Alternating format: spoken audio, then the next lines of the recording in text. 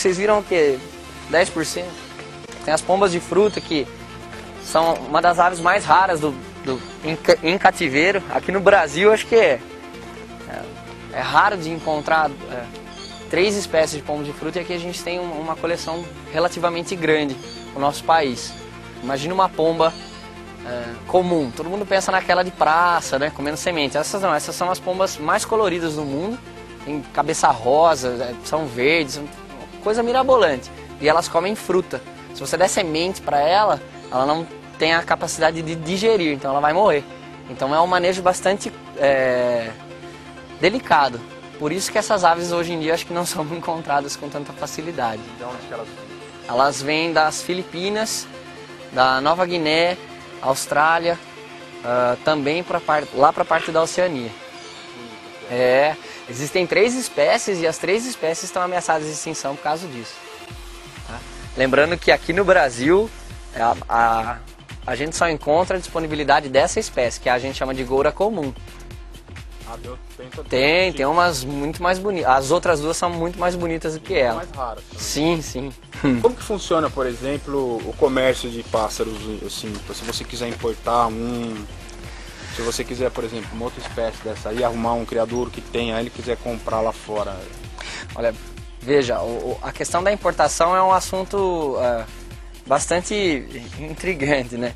Porque a importação está aberta, mas nós temos uma quarentena apenas no Brasil, que é a de Cananéia. Quando você vê uma ave dessa na Europa, que você gostaria, é interessante para você importar, porque você precisa renovar o sangue da ave, porque como é um número muito limitado de algumas espécies que são raras aqui no Brasil, você vai cruzando, chega uma hora que a consanguinidade é muito alta. Entendi. E aí os filhotes começam a nascer todos com problemas, e aí chega ao fim da espécie aqui no Brasil. O interessante seria importar. Só que é um longo processo burocrático, né? Você tem que ir junto ao Ministério da Agricultura, você tem que ter a licença do IBAMA, e você tem que encontrar as pessoas que têm a característica de importador lá fora.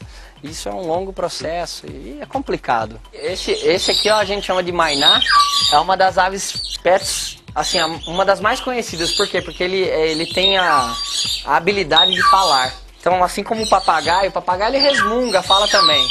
Mas o Mayná, ele consegue imitar uma voz grossa, assim, ele chama. E é um pássaro, né? Ele tem um bico fino, não é igual... Imita a voz humana? Imita. Mas todos esses cantos são vocalizações de outros pássaros, né? Ele não tem ele assobia, ele dá uns berros, assim, mas... Por exemplo, esse faz o barulho que aquele não faz, né? Mas eles chamam eles mesmos, porque a gente tem o costume de falar oi Mayná. Daí ele fala Mayná bem com a voz, assim, nossa, assim. Esse também é um filhote que que a gente conseguiu reproduzir aqui. Ele tá na muda também, mas ele é super dócil, porque desde filhotinho mesmo eu trato ele no bico.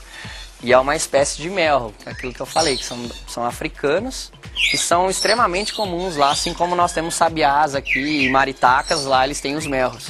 O que ele come, esse aí? Melro, eles comem insetos, tá?